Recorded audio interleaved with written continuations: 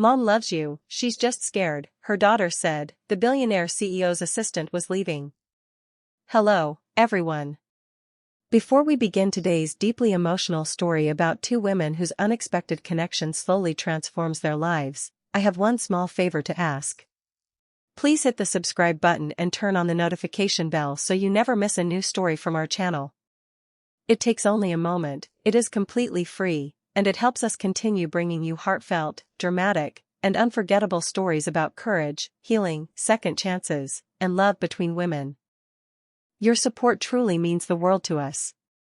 And before we begin, tell me where you are watching from today. Share your city or country in the comments below. Thank you so much for being here with us. Now, let us return to our main character and the unexpected moment when fear, love, and one difficult goodbye began to change everything she thought she knew about success, family, and the courage to follow her heart. If my mother loses you, she is going to pretend she is fine until nobody believes her anymore. Emma said it so quietly that for one impossible second, the entire 47th floor of Hartwell Global seemed to fall silent around me. I had been standing inside my glass office, pretending to review an acquisition report while watching Lauren Mitchell place 3 years of her life into a plain cardboard box. Her coffee mug. A framed photograph. 2 notebooks. The small ceramic cactus Emma had given her last Christmas. Lauren moved carefully, methodically, exactly as she had handled everything since becoming my executive assistant. Only this time, she was organizing a future that did not include me. My 10-year-old daughter stood beside her desk, still wearing her school uniform beneath a cream winter coat. "Are you really leaving?" Emma asked. Lauren stopped folding a navy scarf. "I am starting a new job, sweetheart." "Because of Mom?" My fingers tightened around the report. Lauren glanced toward my office, but the reflections on the glass kept me hidden. "Your mother and I have worked together for almost 3 years. Sometimes people need new opportunities." Emma frowned with the particular seriousness children have when adults offer them explanations that answer nothing. "But you like her." Lauren lowered her eyes. "I respect your mother very much." "That is not what I said." I almost smiled. Almost. Emma had inherited my persistence without any of my talent for hiding what she felt. Lauren crouched beside her. "Some things between adults are complicated." Emma considered this, then whispered, "Mom loves you. She's just scared." The report slipped slightly in my hand. Lauren became completely still. I should have walked out immediately. I should have told Emma that feelings were private, apologized to Lauren, and restored the professional boundaries I had spent weeks building between us. Instead, I stood there because my daughter had just said aloud the truth I had been too frightened to admit even to myself. Lauren looked toward my office again. This time our eyes met through the glass. There was no surprise on her face. That hurt more than surprise would have. She already knew. Maybe she had known for weeks. Maybe that was why she was leaving. I opened the office door. Emma turned first. "Mom." Lauren rose slowly. Between us sat that cardboard box, ordinary and devastating. I had negotiated contracts worth hundreds of millions of dollars without losing my composure. I had dismissed senior executives, faced hostile investors, and rebuilt a company during a recession. Yet I could not find one safe sentence to say to the woman standing 12 feet away from me. "Lauren," I finally managed. Her expression remained gentle, but there was exhaustion behind it. "Vanessa." Not Miss Hartwell. Not boss. Vanessa. My own name sounded different in her voice that afternoon. Emma looked between us as if waiting for one of the adults to become brave. Neither of us did. Lauren picked up the box. That was when fear finally became stronger than pride. "Wait." She stopped. I had no idea what I was going to say next. 3 months earlier, I would have considered that impossible. Back then, I believed every important problem could be solved with preparation, leverage, or money.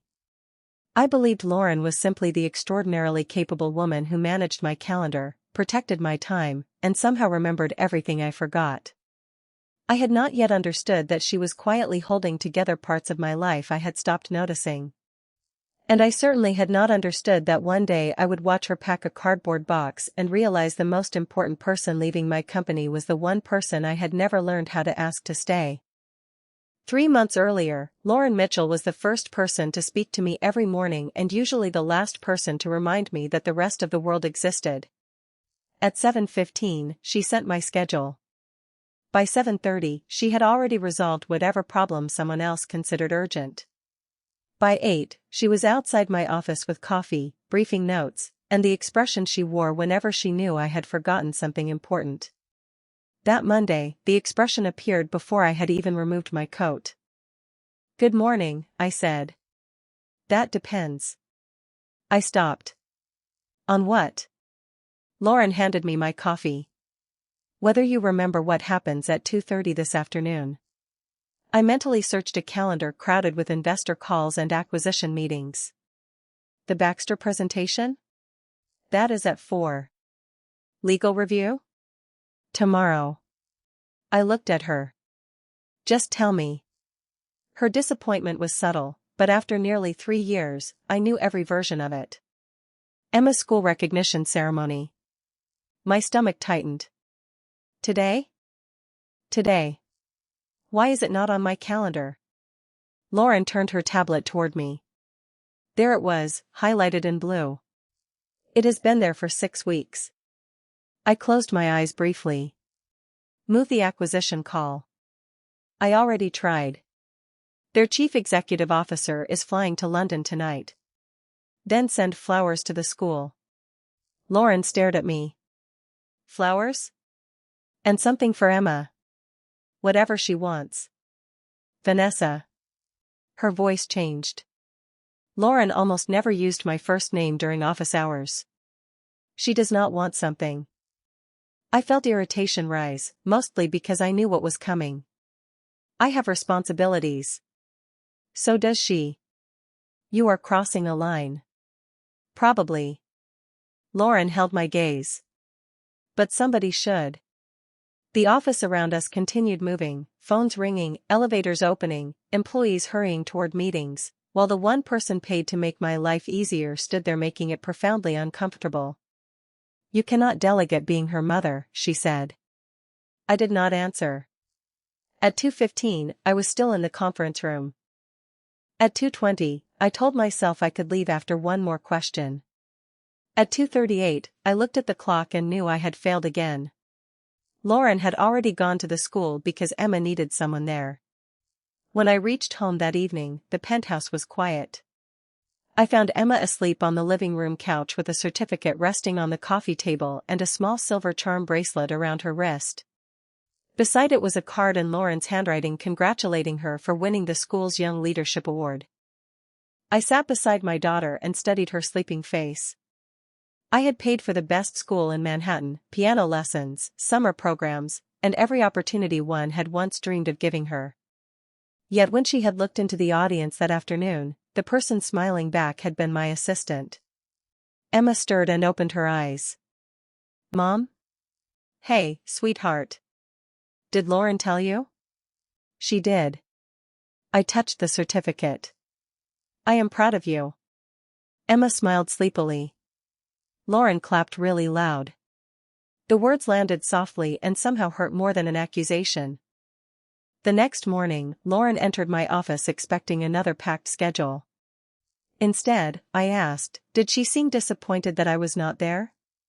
Lauren paused. "Do you want the comfortable answer or the honest one?" "The honest one." She sat across from me. "Emma is getting used to you not being there. I think that should worry you more." For once, I had no defense. I looked through the glass wall toward the city I had spent my adult life learning to conquer, and for the first time I wondered what all that success had quietly taught my daughter to live without.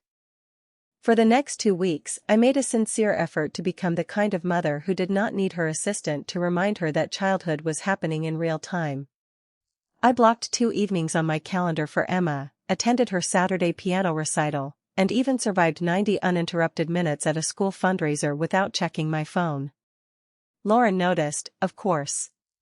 She noticed everything. But she never congratulated me for doing what I should have been doing all along, and strangely, I respected her more for that.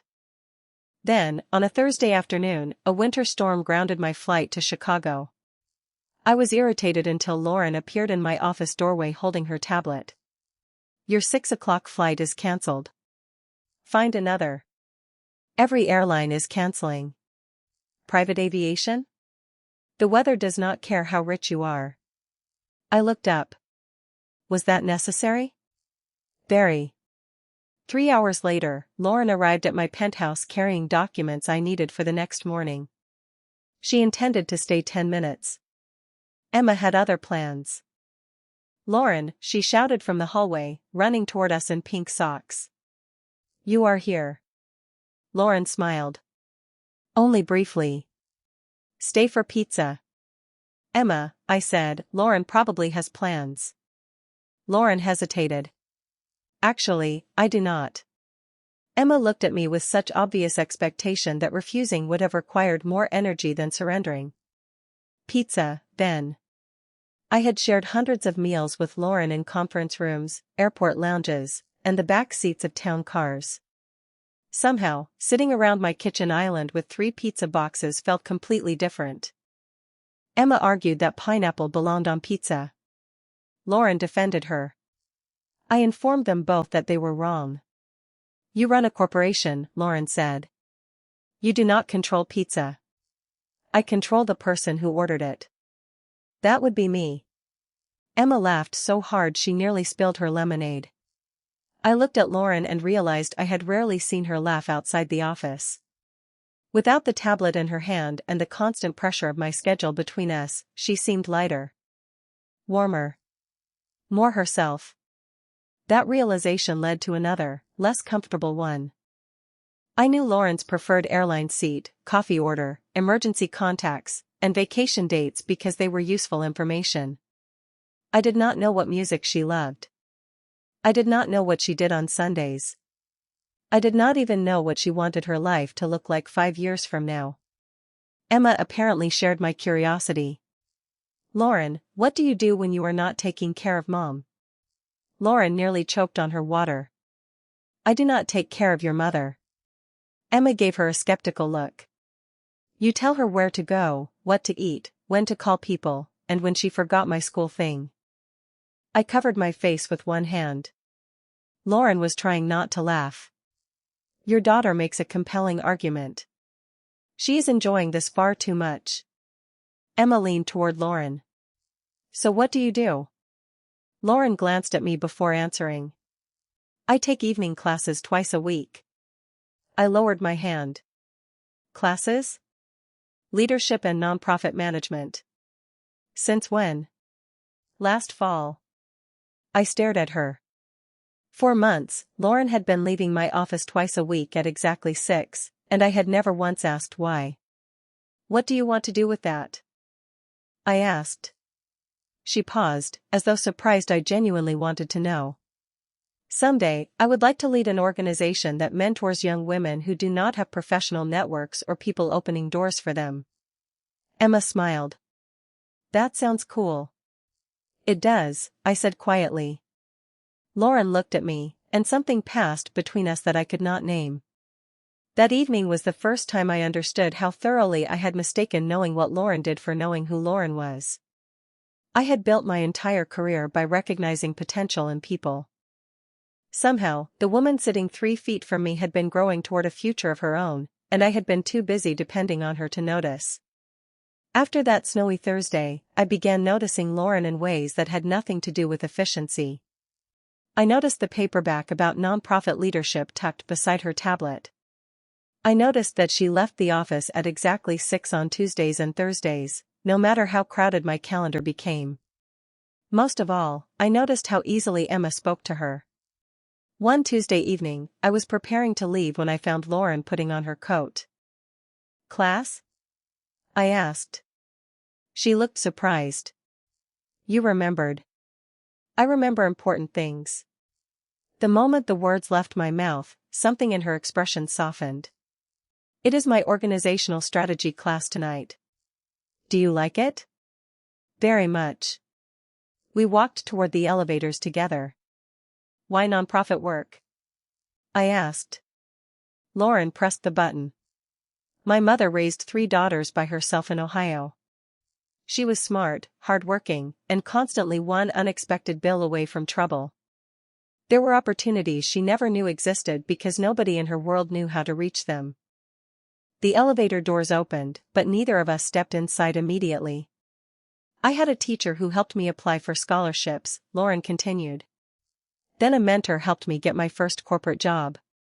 People opened doors for me. I want to do that for someone else. I had spent nearly 3 years reviewing Lauren's performance, approving her salary, and trusting her with information worth millions of dollars. Yet this was the first time I had asked what success meant to her. I assumed you were happy here, I admitted. I am grateful to be here. That is not the same answer. Lauren smiled faintly. No, it is not. We stepped into the elevator. I am good at my job, Vanessa. I am proud of that. But being good at something does not mean it has to be the whole person I am. Her words followed me home. That evening, Emma was doing homework at the kitchen island while I answered emails beside her. After several minutes, she closed my laptop. Emma. You said tonight was ours. I stared at the dark screen and almost laughed at the uncomfortable accuracy of the lesson. You are right. I moved the laptop away. She returned to her math worksheet. Does Lauren have a family? She asked. Of course she does. I mean here. I hesitated. I do not know. Emma looked up. You know everything about her. Apparently not.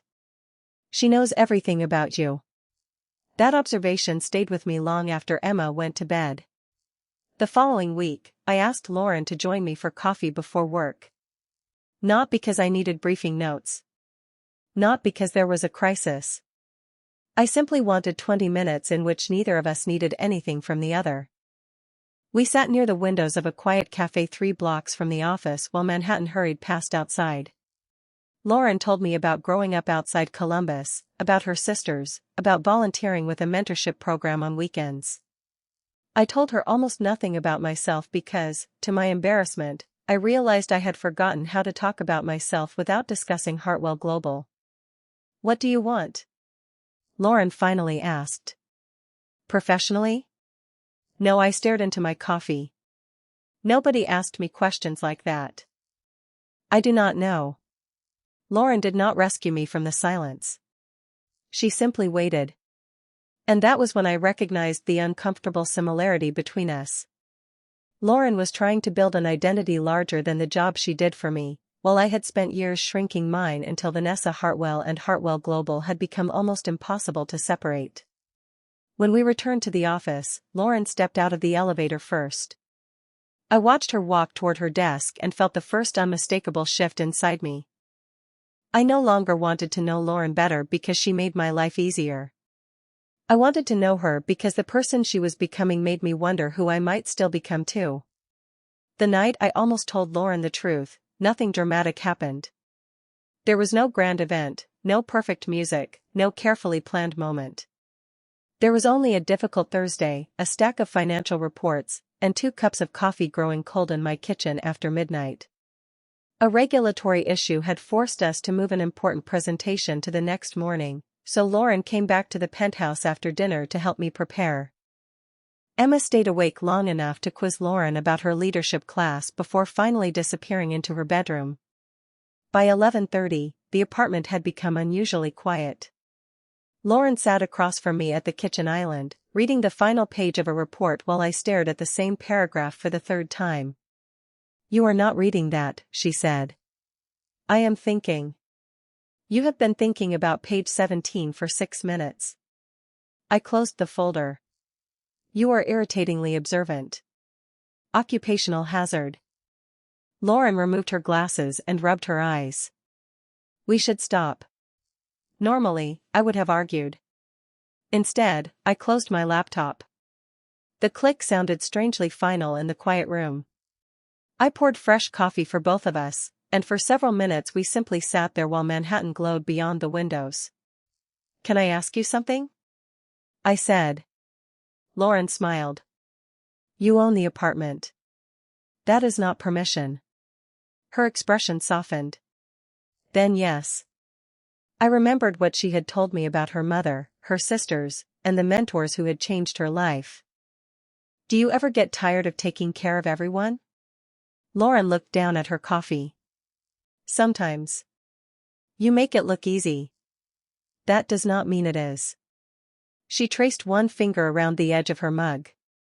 "Sometimes I wonder whether people notice me or only notice what becomes easier when I am around." The words landed harder than she could have known. For nearly 3 years, I had praised her reliability, her judgment, her ability to anticipate problems. Had I ever simply asked whether she was tired? "Who takes care of you?" I asked. Lauren gave a small laugh without much humor. "That is usually where the system breaks down." I wanted to reach across the counter, but I kept my hands around my mug. "I notice you." Her eyes lifted to mine. The air between us changed so subtly I might have imagined it, except neither of us looked away. "Do you?" she asked. "More than I should." The moment the words escaped, fear rushed in behind them. Lauren became still. I could have continued. I could have told her that I noticed when she entered a room, that mornings felt different when she worked remotely, that Emma was not the only Hartwell who had started measuring good days by whether Lauren was part of them. Instead, I looked toward the dark hallway and retreated into the safest version of myself. "Professionally," I added. Lauren's expression changed. It was barely visible, but I saw it. A door quietly closing. "Of course," she said. I hated myself for the relief I felt, because relief meant I had escaped the risk of honesty. We returned to the presentation, but the warmth between us had disappeared. At 12:45, Lauren gathered her things. "Good night, Vanessa." "Good night." I watched the elevator doors close behind her and immediately wished I could call her back. I did not. The next morning, she was perfectly professional. So was I. Within days, I began communicating through emails when I could have walked 10 feet to her desk. I stopped inviting her to coffee. I stopped letting conversations wander beyond work. I told myself I was protecting both of us from a complicated mistake. What I did not understand was that Lauren could not see the fear behind my distance. All she could see was the distance. And while I was congratulating myself for keeping everything under control, she had begun imagining a future where she no longer worked for me. For the next 10 days, I became very good at pretending nothing had changed. Lauren still arrived before 8 each morning. My coffee still appeared beside the briefing folder. Meetings still started on time, problems still disappeared before reaching my desk, and anyone watching us would have assumed our working relationship had never been stronger. But I noticed what was missing. Lauren no longer lingered after meetings to tell me something funny Emma had texted her. She stopped asking whether I had eaten lunch. When 6 o'clock arrived on Tuesdays and Thursdays, she left for class with a polite goodnight instead of the smile I had grown accustomed to. I had created the distance, yet every inch of it bothered me. One Wednesday morning, I received an email from Lauren requesting 30 minutes on my calendar for Friday afternoon. Subject: career discussion. I read those 2 words 3 times. "What is this about?" I asked when she entered with a contract for my signature. Lauren glanced at my screen. "Something I would rather discuss Friday." "We are discussing it now." "Vanessa." "Lauren." For a moment, the old familiarity almost returned. Then she took a breath. "A nonprofit education organization approached me about becoming their chief of staff." My pen stopped above the contract. "Approached you when?" "Several weeks ago." "And you did not tell me?" "There was nothing to tell until I knew whether I was interested." "Are you?" She hesitated. That hesitation frightened me more than a yes. I think I am. I stood and walked toward the windows. 47 floors below, Manhattan moved as though nothing important had happened. What are they offering? This is not primarily about compensation. Everything becomes about compensation eventually. Not everything. Her answer reminded me of the woman I had met outside the office over pizza and coffee, the woman with plans I had somehow failed to imagine because I had grown too comfortable believing she would always be beside me. You already have influence here, I said. I can expand your responsibilities. That is generous. I can put you on the leadership track. Vanessa, please. The softness in her voice stopped me. I do not want another version of the same life with a better title. I turned toward her. So you want to leave? I want to grow. There was no accusation in those words, which made them harder to hear. I had spent my career telling talented people to be ambitious, yet Lauren's ambition suddenly felt personal because it required a future beyond me. Is this because of the other night? I asked. Her eyes met mine. For one dangerous second, honesty stood between us again. Should it be? She asked. I could have told her then. Instead, fear returned wearing the respectable disguise of professionalism. No. Our personal conversations should never influence your career decisions. Lauren nodded slowly. Then we agree. I hated how easily she accepted the boundary I had created. When do they need an answer? Monday. And what are you going to say? She picked up the signed contract from my desk. I have not decided. She walked toward the door, then stopped. For what it is worth, this is not about running away from Hartwell Global. It is about moving towards something I have wanted for a long time. After she left, I sat alone with a realization I could no longer avoid. I had convinced myself that keeping my feelings hidden was the responsible choice because I was her boss. But somewhere between responsibility and fear, I had stopped treating Lauren like someone whose dreams mattered independently of mine. If I truly cared about her, I should have wanted her to take the opportunity. Instead, all I could think about was Monday morning and the possibility that the first decision Lauren made entirely for herself might be the decision to leave me behind. Monday arrived with the kind of silence that makes every ordinary sound feel important. At 8:12, Lauren walked into my office carrying a white envelope instead of my usual briefing folder. I knew what it contained before she placed it on my desk. I accepted the position, she said.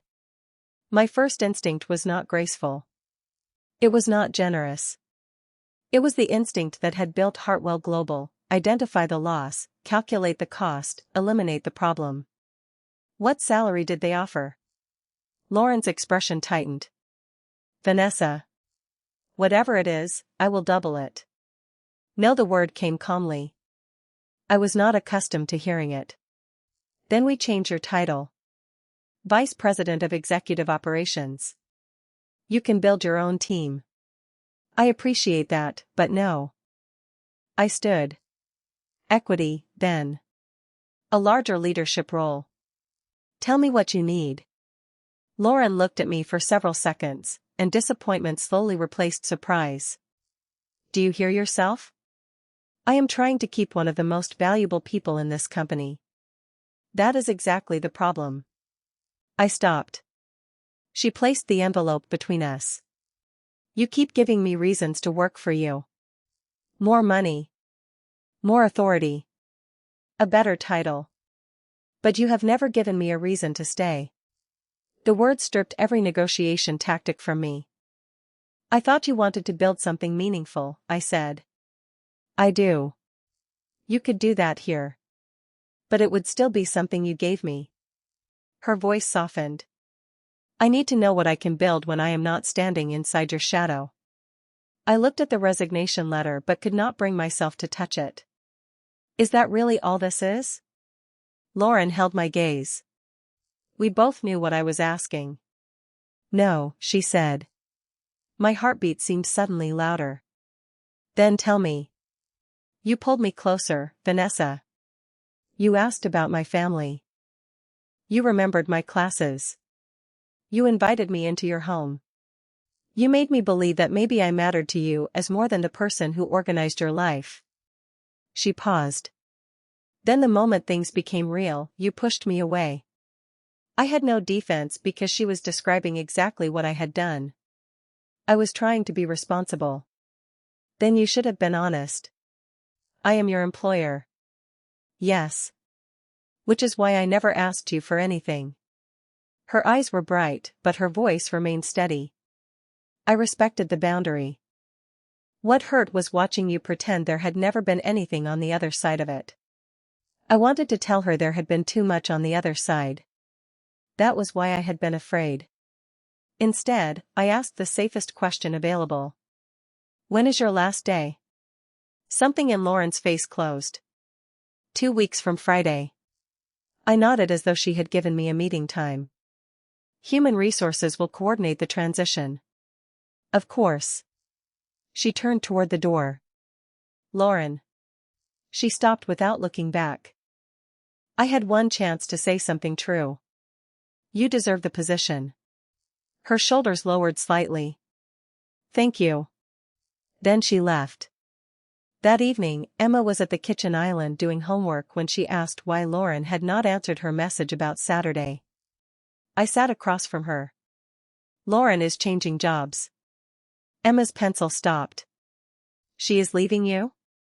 She is leaving Hartwell Global. Emma studied my face with uncomfortable precision. Did you make her sad? I think we made each other sad. Are you going to fix it? I looked down at my hands. For most of my life, fixing things meant taking control. Lauren had just taught me that some things could only be repaired by giving up control entirely. I do not know if I can. Emma frowned. Do you want her to go? The answer came instantly. No, did you tell her that? I could not answer. Emma returned to her homework, but her question stayed with me. 2 weeks later, when I saw a cardboard box appear beside Lauren's desk, I finally understood that silence was not neutral. Silence was a choice. And I had chosen it until there was almost no time left to choose anything else. The cardboard box beside Lauren's desk became the only thing I could see that Friday afternoon. People came and went with farewell cards, flowers, and careful smiles, but I remained behind the glass wall of my office pretending to read an acquisition report. I had told myself I was giving Lauren space. The truth was less flattering. I was afraid that if I walked out there, I would either say too little again or finally say everything. At 4:15, Emma arrived after school. She had asked to come because she wanted to give Lauren a small ceramic cactus she had painted herself. I watched my daughter hurry toward Lauren's desk and stop when she noticed the box. Are you really leaving? Emma asked. Lauren set down the navy scarf she had been folding. I am starting a new job on Monday. Will I still see you? Lauren's expression softened.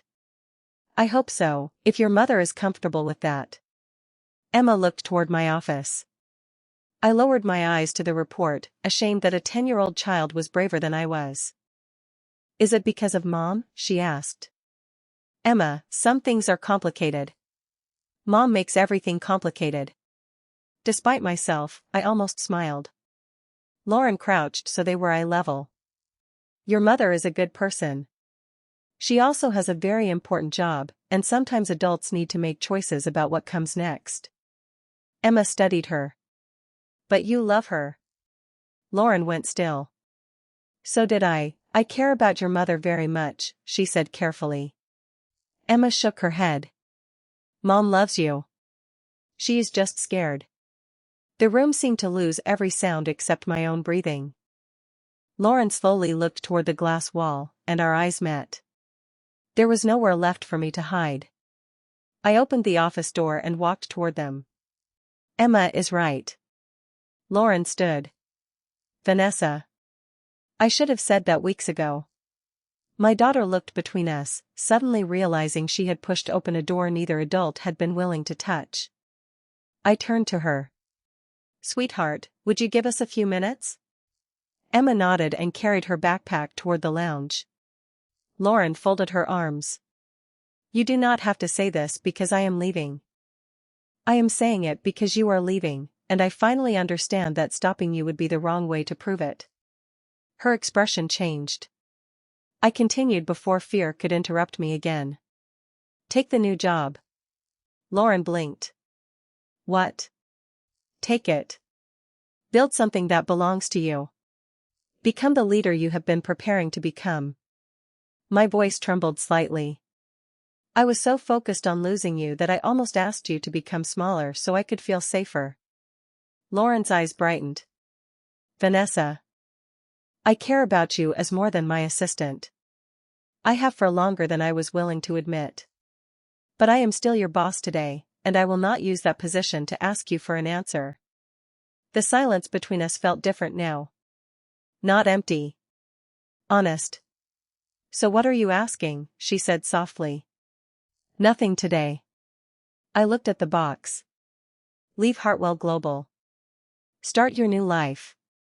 And when there is no salary, title, calendar, or obligation between us, if you still want to know me outside this office, I would like that chance. Lauren wiped one tear from the corner of her eye and smiled. You finally learned how to ask instead of negotiate. I laughed quietly. Apparently I needed an excellent assistant. Former assistant. Right. She lifted the box, and every instinct in me wanted to take it from her, to make the leaving easier. Instead, I stepped aside and let her carry it herself. Lauren walked toward the elevator because this future belonged to her. When the doors closed, I felt the loss immediately. But beneath it was something unexpected, pride. For the first time, loving Lauren did not mean finding a way to keep her. It meant respecting the woman she was becoming enough to let her go freely and trusting that, someday, freedom might bring us back to each other. 6 weeks passed before I saw Lauren again, and for once, I did not spend those weeks trying to engineer the outcome. She began her new position as chief of staff at a nonprofit education organization, and from the little Emma occasionally told me, she was thriving. I resisted the temptation to ask for details. Lauren deserved a life that was not monitored through my calendar. I changed too, although more quietly. I hired a new executive assistant, but I stopped expecting one person to hold together every part of my existence. I protected 2 evenings each week for Emma. I attended school events without treating them like appointments squeezed between meetings. On Sundays, my laptop stayed closed until Emma went to bed. Hartwell Global continued operating. Profits did not collapse because I ate dinner with my daughter. The discovery was humbling. Then, on a bright Saturday morning in early spring, Emma convinced me to attend a community mentorship event in Brooklyn. You need to meet normal people, she informed me in the car. I meet normal people every day. Board members do not count. I laughed. You are becoming alarmingly opinionated. Lauren says that means I am learning leadership. Hearing her name still changed something inside me. The event filled a renovated community center with students, parents, volunteers, and professionals offering career advice. Emma disappeared toward a table about science programs while I wandered between displays. Then I heard a familiar voice from the front of the room. Lauren stood beside a small stage speaking to a group of teenage girls about mentorship. She wore a simple navy blazer and looked completely at ease. There was no tablet in her hand. No schedule to manage. No Vanessa Hartwell requiring her attention. She was exactly where she had wanted to be. I felt proud before I felt anything else. When the session ended, Emma saw her and ran across the room. Lauren. Lauren's face lit up as she hugged her. Then she looked over Emma's shoulder and saw me. For several seconds, neither of us moved. Finally, I walked toward her. You look happy, I said. I am. Good. She studied me. You look different. I have been informed that attending my daughter's activities has improved my personality. Emma nodded seriously. A little. Lauren laughed, and I realized how much I had missed that sound. Emma was called toward another activity, leaving us standing together amid the noise of the room. How is the new job? I asked. Challenging. Messy. Meaningful. Sounds perfect for you. It might be. She tilted her head. And Hartwell Global? Still standing without you. I am shocked. I was too. We smiled, and the old warmth returned, but something important had changed. There was no desk between us now. No salary. No hierarchy. Lauren could walk away from this conversation without losing anything, and that made whatever happened next finally honest. Would you like to get coffee sometime? I asked. Lauren pretended to consider it. Are you going to have your assistant schedule it? Absolutely not. Good. She smiled. Then yes. That first coffee became another. Then dinner. Then Sunday afternoons with Emma, and eventually ordinary evenings where nobody needed an excuse to be together. We moved slowly because neither of us wanted love to become another obligation. Months later, I understood what Lauren leaving had actually given us. She had needed the freedom to become more than my assistant, and I had needed to learn that loving someone did not give me the right to shape their future around my fears. Emma had understood the simplest truth before either of us did. Courage was not holding tightly enough to prevent someone from leaving. Sometimes courage meant opening your hand, letting them choose their own direction, and becoming the kind of person they might freely choose to walk beside. I had spent most of my adult life believing power meant having enough influence to control outcomes. Lauren taught me something better. The most meaningful relationships in my life were not the ones I could control. They were the ones where both people remained free, grew into themselves, and still chose to come back.